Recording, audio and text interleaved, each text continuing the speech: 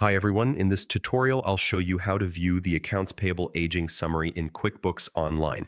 This report is essential for managing cash flow because it shows what your business owes and helps you keep track of upcoming payments. First, sign into your QuickBooks Online account using your correct credentials and make sure you select the right product version. For extra security, it's a good idea to enable two-factor authentication. This helps protect your financial data from unauthorized access.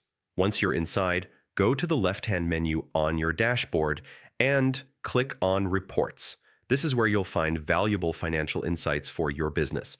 In the search bar, type Accounts Payable Aging Summary. This is the fastest way to locate the report. When the report opens, you'll see your outstanding bills organized into aging intervals, such as 0 to 30 days, 31 to 60 days, and anything beyond. These categories make it easier to spot overdue accounts and plan your payments. And that's it. By reviewing the Accounts Payable Aging Summary regularly, you can manage your cash flow more effectively, avoid late fees, and keep your business finances healthy.